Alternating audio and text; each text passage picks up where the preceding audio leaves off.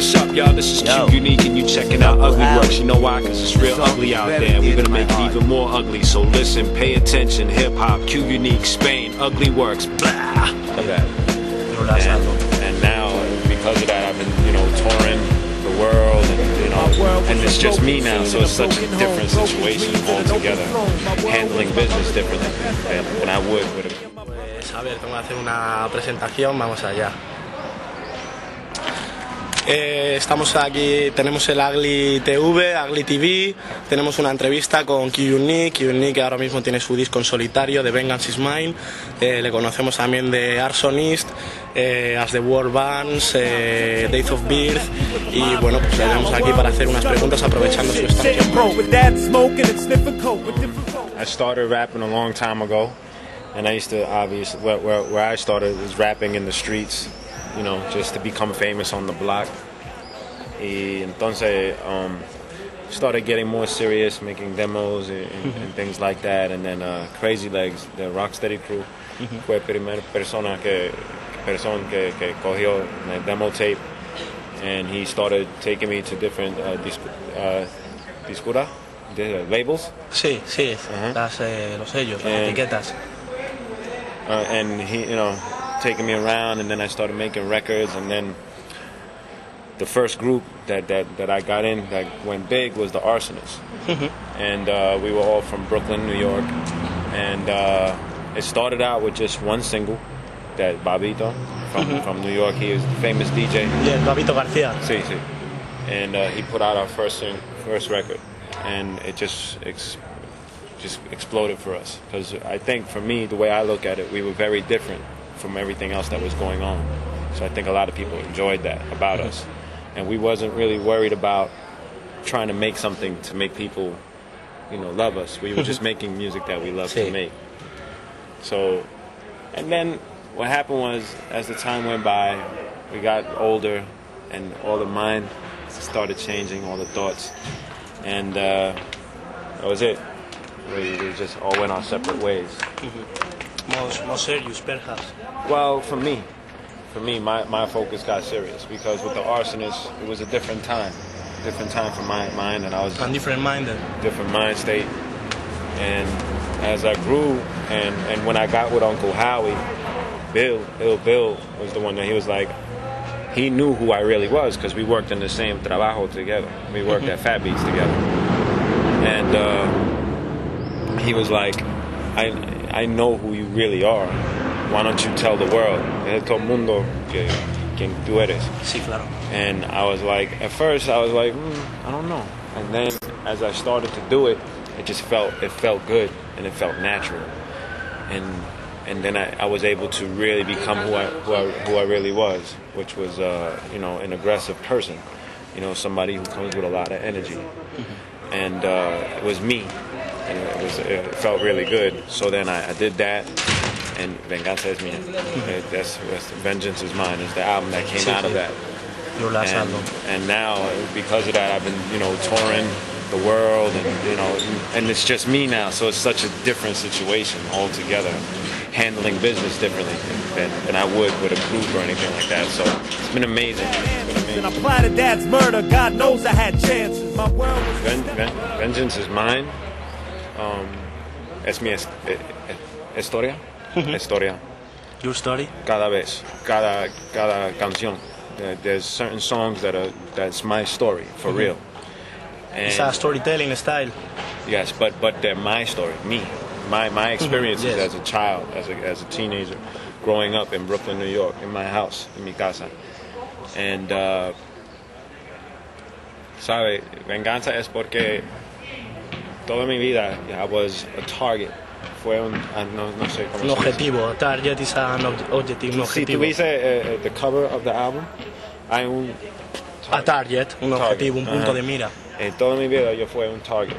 Y cuando crece, when I grow up and I get a better mind state, and that's why the cover is the way it is, I move away from the target and take shots at the target. You understand? Try to avoid the target. Yes. Now I don't want to be the target no more. So now I take revenge for all the times that I felt like life, not people, not just people, but just life has always put me in a weird place that I didn't ask to be in. You know, when you're a child and you're born into a family that might not be good, you didn't ask to be there. You're just there. That's it. And you have to either deal with it or die.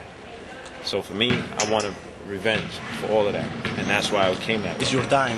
Yeah, and it's also, you know, if you see the way I do a show, I go on with a vengeance, man. I don't fuck around, man. You know, it's like you know. So I like to attack like that, you know, with a vengeance, with a fury, you know, because I know when people pay money to see a show, it's time for me to work. So I'm not gonna go blah blah blah blah blah. Claro, sí. So it's time, you know. Sí, tú tienes que demostrar Sí. si la gente paga es para ver algo. Así. People pays to a good show. Es ¿no? un trabajo, ¿sabes? Claro. So Tendrás que demostrar ser el mejor en tu trabajo. So that's the whole. That's really the basic science to vengeance. It's just from a dark life and also the way I am. You know, because not all the songs are about my life. Some of them are just very, you know, hardcore, in your face songs. But I attack it with a vengeance. I'm not afraid to say what I gotta say. Whether it's for George Bush, whether it's about how I look at women, whether it's about the streets, whether it's about people, I'm not afraid to say what I gotta say. Nowadays in Spain, the only info that we got about American rap music is that commercial radios and some international TV channels show us. But what is the real everyday scene in a big city like New York? Is really a good business or is a hard work to be on top? Extremely hard work. First of all, you have to have all people buy his demos in the street. Really? I mean, for 50 Cent, yes, we are eating 50 Cent the game only in the commercial radios because that's how money is. Like if I had when I have money in a team, un equipo behind me that's going to move to fix Q Unique. Same thing. You'll see Q Unique all the time. You're like, ay, you know, but you'll look at it and be like, yo, you know, but that's all it is. It has nothing to do with, oh man, he could rap really good. That's not important. What's important is only the promo, only the marketing, the money, team, the label, the company. Exactly. So when you got all of that situated, it's all good. Pero otra cosa es que when you're Latino, with different folks. My world was stealing from Latin rap. Más fuerte es el reggaetón. Pero el problema es que las compañías no saben qué hacer con latino. They don't know. They don't understand. You know, they see and they think that we are a certain way. Like if they see Spanish, they think you're a bullfighter. That's how they put it. You know? Go to what the stereotype is. You Puerto Rican, you eat rice and beans and you rob people with a knife. You know, they don't understand that, you know, it's more than that. It's bigger than that, you know. Yes, we have talent. We have, you know, we have soul. Our crew, our posse have people working in New York with Latin people. Señor Escobar, Mario Corcho, hosted by DJ Camilo. We think that there be any more than reggaeton. It's moving really slow. I mean, it's going to happen. I believe it. It's that we have to keep it moving. You can't wait for the company. Don't wait for the company. We have to keep it moving so that when we go older and we get into other things, we'll be in control. And because right now all we do is we rap, we make music, we do this, that. But when you get older, you're gonna change. And when you change, you probably have your own record label. And you say what you want to put out. A slow change. Yeah, slow change. I mean, so it's just, but you got to stay positive. Stay positive. Keep doing what you're doing. Don't worry about what people got to say, and just keep moving. And then before you know, you can turn on the TV and you can see Latino rap all over the place. But you got to believe. It's difficult with different folks. My world was stealing from sometime about rap in Spanish or listen